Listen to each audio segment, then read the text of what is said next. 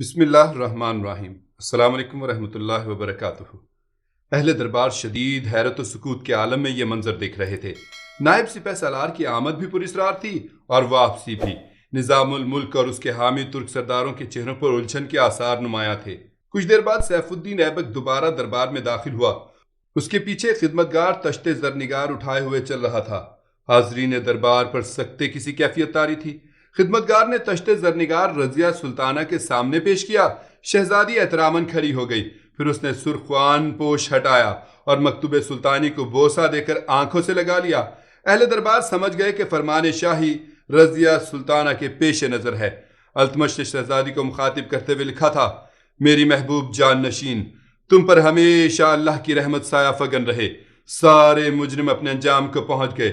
تمہاری ہوش مندی اور بروقت اقدام نے اس مسئلے کو الجھنے سے بچا لیا۔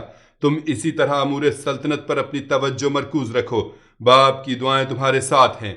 پھر جب سر دربار یہ اعلان ہوا کہ مفرور راجپوتوں کا قصہ پاک ہو گیا تو کچھ دیر کے لیے نظام الملک اور دوسرے مخالف سرداروں کے چہرے مسخ ہو گئے، مگر وزیر اعظم ہند یہ سوچ کر مطمئن تھا کہ وہ معافی مانگ کر رضیہ سلطانہ کے حلقہ اعتبار میں داخل ہو چکا ہے۔ جمال الدین یاقوت پوری طرح صحت یاب ہو چکا تھا۔ خوفناک مرض سے نجات حاصل کرنے کے بعد جب وہ پہلی بار دربار میں داخل ہوا تو ملکہ ہند ترکان شاہ نظام الملک اور اس کے حامی سرداروں کو یوں محسوس ہوا جیسے حبشی زادہ ان کا مذاق اڑا رہا ہو۔ خاص طور پر وزیر اعظم ہند شدید اذیت میں مبتلا تھا۔ ایک طرف شاہی طبیب ابن عمار نے اس کے منصوبے کا ناکام بنا دیا تھا اور دوسری طرف شہزادی رضیہ سلطانہ اسے کئی محاذوں پر شکست دے چکی تھی۔ علاء الدین شیرخانی اور ملک سیف الدین کو بھی بار بار عجیب نظروں سے نظام الملک کو دیکھ رہے تھے، جیسے وہ کہہ رہے ہوں کہ حبشی زادے کا صحت یاب ہو جانا اور مفرور راجپوتوں کا اپنے انجام کو پہنچ جانا ان کے لیے اچھی فال نہیں ہے۔ وزیر اعظم کچھ دیر تک اپنے آپ پر جبر کیے بیٹھا رہا، پھر طبیعت کی خرابی کا بہانہ کر کے دربار سے اٹھ گیا۔ دربار برخاست ہونے کے بعد جمال الدین یاقوت شہزادی کی خدمت میں حاضر ہوا۔ اس وقت کنیز خاص فردوس بھی موجود تھی۔ میں اس مسیحائی اور غمگساری کے لیے آقائے نعمت کا شکر گزار ہوں۔ ممنونیت کے شدید احساس سے یاقوت حبشی کا سر جھک گیا۔ جمال الدین کی آواز میں بڑا درد تھا۔ شہزادی رضیہ سلطانہ نے حریری پردے کی اوٹ سے حبشی زادے کو دیکھا جس کی سانولی رنگت میں اطاعت و صداقت کا نور شامل ہو گیا تھا۔ تم پر کوئی احسان نہیں کیا گیا۔ رضیہ سلطانہ نے جان بوجھ کر اپنی آواز میں تلخی پیدا کرنے کی کوشش کی۔ ایک رکن سلطنت بیمار ہو گیا تھا اور اس کی دیکھ بھال حکومت کے فرائض میں شامل تھی، بس اس کے سوا کچھ نہیں۔ یہی تو سلطان علی قدر کی عظمت ہے۔ یاقوت حبشی سیدھا ہوا مگر اس کی نظریں اپنے سامنے فرش پر جمی ہوئی تھیں۔ اکثر حکمران ہر ضابطہ اخلاق سے آزاد ہو جاتے ہیں اور انہیں اپنی ذات کے سوا کسی انسان کی موجودگی کا احساس تک نہیں رہتا۔ نمک خواران سلطنت اپنی جانوں سے گزر جاتے ہیں مگر فرما روا کو اتنی فرصت بھی نہیں ہوتی کہ وہ ان کے جنازوں کو ایک نظر ہی دیکھ لے۔ یہ کہہ کر جمال الدین یاقوت چند لمحوں کے لیے خاموش ہو گیا۔ حبشی زادے کی گفتگو سن کر شہزادی سناٹے میں آ گئی۔ اس نے پلٹ کر اپنی کنیز خاص کی طرف دیکھا۔ فردوس بھی پریشان سی نظر آ رہی تھی۔ گر میرے آقائے نعمت ان حکمرانوں میں شامل نہیں ہیں جو اپنے نام لیواؤں کو نزاع کے عالم میں گرفتار دیکھ کر اپنے عشرت قدوں میں چلے جاتے ہیں اور پھر کسی متربع نوخیز کا نغمہ نواز جاں سن کر گہری نیند سو جاتے ہیں۔ حبشی زادے نے سلسلہ کلام جاری رکھتے ہوئے کہا: آپ میری عیادت کو تشریف لائیں، گویا پورا ہندوستان ایک بیمار کے بستر کے گرد سمٹ آیا۔ تادم آخر اس عنایت سلطانی کو فراموش نہیں کر سکوں گا۔ شہزادی نے ایک بار پھر جمال الدین یاقوت کی طرف دیکھا جو سر سے پاؤں تک سپاس و شکر گزاری کا زندہ مجسمہ نظر آ رہا تھا۔ محترم شاہی طبیب کے بیان کے مطابق مجھے ایک خوفناک زہر دیا گیا تھا۔ حبشی زادے کی آواز پرسوز تھی۔ میرے نامعلوم قاتل اپنے ارادوں میں کامیاب نہ ہو سکے مگر میری ذات پر ان کا یہ احسان عظیم ہے کہ وہ مجھے بارگاہ سلطانی میں سرخرو کر گئے۔ مجھے صرف اس جرم پر قتل کیا جا رہا تھا کہ میں سلطان ذی وقار کا محافظ خاص ہوں۔ اس واقعے کو فراموش کر دو جمال الدین۔ شہزادی نے پہلی بار حبشی زادے کو اس کا نام لے کر مخاطب کیا۔ آقائے نعمت، میرا ایک جرم یہ بھی ہے کہ میں نسلاً ترک نہیں ہوں۔ یہ کہتے کہتے یاقوت حبشی کا چہرہ پتھر کی طرح سخت ہو گیا تھا۔ مجھ سے رنگ اور نسل کی بنیاد پر نفرتیں کی جا رہی ہیں۔ میں نے سلطان معظم کو بھی اس کشمکش سے بچانے کے لیے عرض کیا تھا کہ وہ مجھ سیاہ فام کو اپنے حلقہ غلامی سے آزاد فرما دیں۔ عظیم ترکوں کے تابناک چہرے روشن رہیں۔ میرا کیا ہے، میں خدا کی وسیع و عریض زمین کے کسی نہ کسی گوشے میں سما جاؤں گا۔ یاقوت حبشی کے لہجے میں بڑا کرب تھا۔ سلطان علی قدر، آپ بھی میری وجہ سے بہت پریشان ہیں، اس لیے اب یہی مناسب ہے کہ اس نمکوار کو اجازت دیجیے۔ ایک ایسا شخص جو حکومت وقت کے لیے مسائل پیدا کرتا ہو، اسے ہٹا دینا ہی دانش مندی ہے۔ کل مجھے یہ کلاؤ شرف سلطان معظم نے بخشی تھی، آج میں اس دستار فضیلت کو سلطان ذی حشم کے قدموں پر رکھتا ہوں۔ حبشی زادے کی یہ بے نیازی دیکھ کر رضیہ سلطانہ چند ساعتوں کے لیے حیرت میں غرق ہو گئی، مگر پھر فوراً ہی سنبھل کر پرجلال لہجے میں بولی، یہ جانثاری کا کوئی انداز نہیں، آزمائش سے فرار ہے۔ شہزادی کی طعنہ زنی پر یاقوت حبشی تڑپ اٹھا، آقائے نعمت، میں فرار نہیں ہو رہا ہوں، اپنے دشمنوں سے مقابلے کے لیے کھلا میدان چاہتا ہوں۔ یہ زندگی ہے، یہاں کمی گاہیں بھی ہوں گی اور کھلے میدان بھی ہوں گے۔ شہزادی نے اپنے محافظ خاص کو زندگی کا فلسفہ سمجھانے کی کوشش کی۔ کہا جا رہا ہے کہ میں نے نومسلم راجپوتوں کو فرار ہونے کے لیے شاہی استبل سے گھوڑے فراہم کیے۔ حبشی زادے کا لہجہ شدید اذیت و کرب میں ڈوبا ہوا تھا۔ جب میں غدار سلطنت ٹھہرا تو پھر کیا باقی رہ گیا؟ مجھے اس الزام سے بری کیا جائے یا سرعام دار پر کھینچ دیا جائے، تم پر کوئی الزام نہیں۔ رضیہ سلطانہ نے اس واقعے کی وضاحت کرتے ہوئے کہا، جب نظام الملک نے بھرے دربار میں امیر آخور کو مجرم ثابت کرنے کی کوشش کی تھی، تمہاری وکالت اس وقت کی گئی جب تم بستر علالت پر تھے۔ یاقوت حبشی نے گھبرا کر اپنے سامنے کی طرف دیکھا، جہاں حریری پردے کے پیچھے کرسی زرنگار پر رضیہ سلطانہ جلوہ افروز تھی۔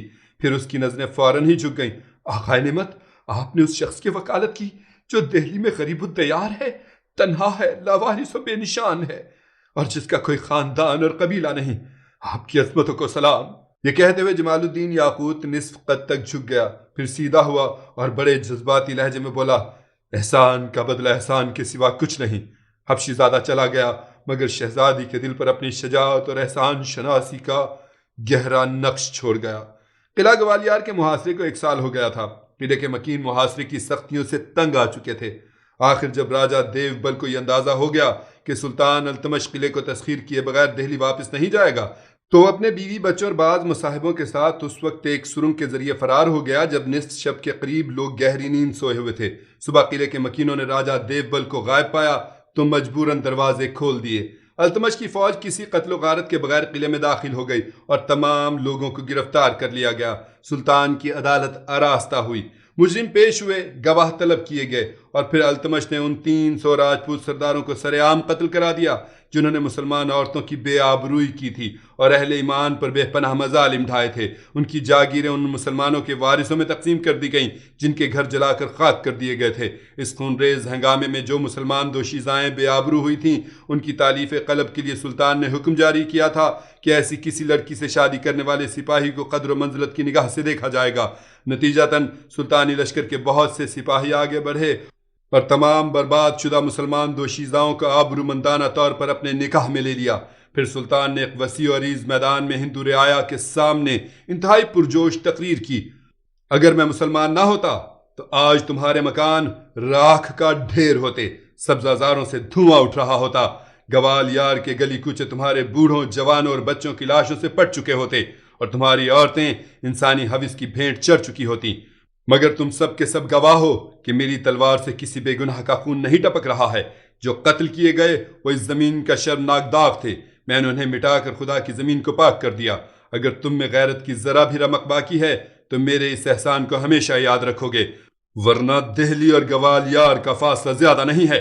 سلطان کی یہ پراثر تقریر سن کر سینکڑوں راجپوت کلمہ پڑھ کر حلقہ اسلام میں داخل ہو گئے، اور جو لوگ اپنے مذہب پر قائم رہے انہیں بھی اعتراف کرنا پڑا کہ سرزمین گوالیار نے آج تک اتنا اعلیٰ ظرف اور نیک حکمران نہیں دیکھا تھا۔ پھر سلطان التمش نے گوالیار مسلمان حکمران مقرر کیا اور بڑی خاموشی کے ساتھ دہلی کی طرف روانہ ہو گیا۔ مسلم راجپوتوں کا سرغنہ امر سنگھ بھی زنجیروں میں جکڑا ہوا اس کے ہمراہ تھا۔ نظام الملک کو بھرے دربار میں بڑی خفت کا سامنا کرنا پڑا تھا۔ نتیجتاً رضیہ سلطانہ کی دشمنی اس کی سیاست کا ایک اہم حصہ بن کر رہ گئی تھی۔ وہ دن رات شہزادی کو ناکام بنانے کی تدبیریں سوچتا رہتا تھا۔ آخر اس نے ایک نیا منصوبہ تراشا جو بڑا خوفناک تھا۔ نشاط، تیرا یہ حسن بلاخیز آخر کس کام آئے گا؟ نظام الملک تنہائی میں اپنی خوبصورت کنیز سے کہہ رہا تھا۔ عالم پناہ، نشاط نے چونک کر وزیر اعظم ہند کی طرف دیکھا۔ کنیز حضور والا کی بات کا مفہوم سمجھنے سے قاصر ہے۔ نظام الملک نے نشاط کے کان میں کچھ کہا جیسے وہ کمرے کی دیواروں سے بھی خائف ہو۔ سرکار، اس میں تو جان سے گزرنے کا اندیشہ ہے۔ نشاط سہم گئی۔ اپنے عالم پناہ کے لیے جان سے بھی گزر جا کہ اب اس میں تیرے لیے پناہ ہے۔ نظام الملک کسی شہنشاہ کے انداز میں اپنی کنیز کو حکم دے رہا تھا۔ मैं भरे दरबार में ये बात नहीं कह सकती कि याकूत हबशी शहजादी के इश्क में गिरफ्तार है। निशात की आंखों में खौफ के साए लरज रहे थे। शहजादी ने भी तो मुझे भरे दरबार में जलील किया था। अचानक निजामुल मुल्क गजबनाक नजर आने लगा। तुझे भी सबके सामने शहजादी से मेरी रुसवाई का इंतकाम लेना होगा। कनीज को अपनी समात पर यकीन नहीं आ रहा था कि उसका आका इस कदर पस्ती में भी उतर सकता है। वज़ीर आज़म हिंद ने कहर आलूद लहजे में कहा, तू शहजादी की अदालत में अपना मुकदमा पेश करेगी। कैसा मुकदमा? निशात ने हैरत ज़दा लहजे में कहा, मुझ पर तो किसी ने कोई ज्यादती नहीं की, फिर मैं कैसे अपना मुकदमा पेश करूंगी? यकायक निशात के लहजे में शुगुफ्तगी सी आ गई थी। हाँ, एक शख्स ने मुझ पर मजालिम ढाए हैं। जी चाहता है कि उसके मजालिम की दास्तान सारे जमाने को सुनाऊं। कनीज का लहजा शोक हो गया था और वो शोक निगाहों से निजामुल मुल्क की तरफ देख रही थी। बकवास बंद कर निशात, ये मजाक का वक्त नहीं है। वज़ीर आज़म हिंद ने कनीज को झटक दिया। तू अहले दरबार के सामने कहेगी कि जमालुद्दीन याकूत हबशी तुझसे इश्क करता था? निशात सर से पांव तक एक सवाल बनकर रह गई थी। अमीर आखूर बनते ही उसने सारे वादे फरामोश कर दिए हैं। निजामुल मुल्क निशात को अपने शर्मनाक मंसूबे की तफसीलात बता रहा था। आज वो कहता है कि शहजादी उसकी मोहब्बत है, फिर वो एक कनीज को लायक इल्तिफात क्यों समझे? हैरत की ज्यादती से निशात की आंखें फटी की फटी रह गई थीं।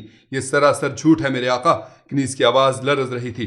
तेरे आका की शख्सियत हवाओं की जद पर है और तू उसे इखलाकियात का दर्ज दे रही है। निजामुल मुल्क का चेहरा गुस्से से सुर्ख हो गया था। जो औरत तुमरा की ख्वाबगाहों की जीनत बनकर रह गई हो, वो भला इखलाकियात का दर्ज क्या दे सकती है? यकायक कनीज का लहजा आजजाना हो गया था।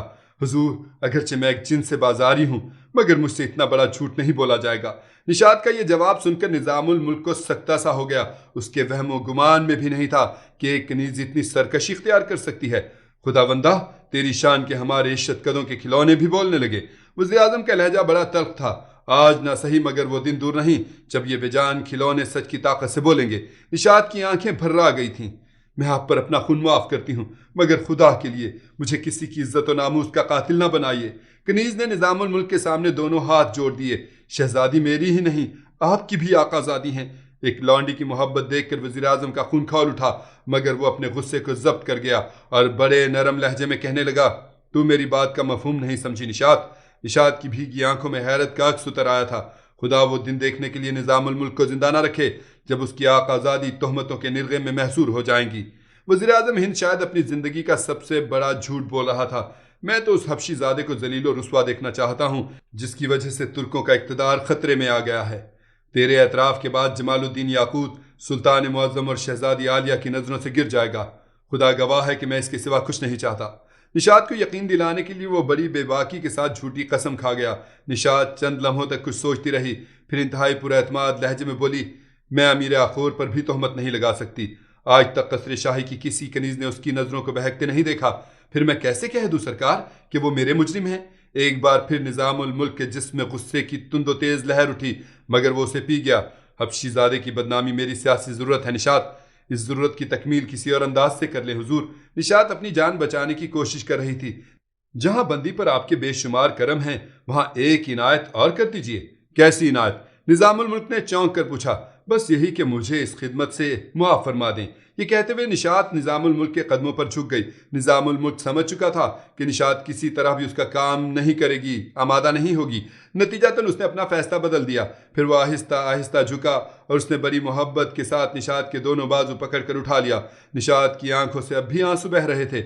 निजामुल मुल्क ने अपनी खूबसूरत कनीज को गले लगा लिया। निशात सिसक सिसक कर रोने लगी। आका, मैं आपकी बीवी बनकर दरबार सुल्तानी की मखसूस नशिस्त पर तो न बैठ सकी, मगर इतनी दरख्वास्त ज़रूर है कि मुझे अपने कदमों से जुदा न कीजिएगा।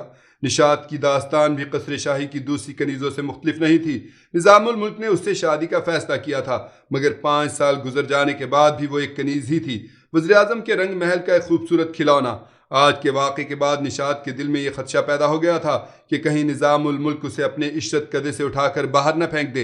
निशात ने बहुत सी कनीज़ों का यह हशर देखा था कि जब उमरा उनसे उकता जाते थे तो वो सारी मराहत से महरूम कर दी जाती थीं।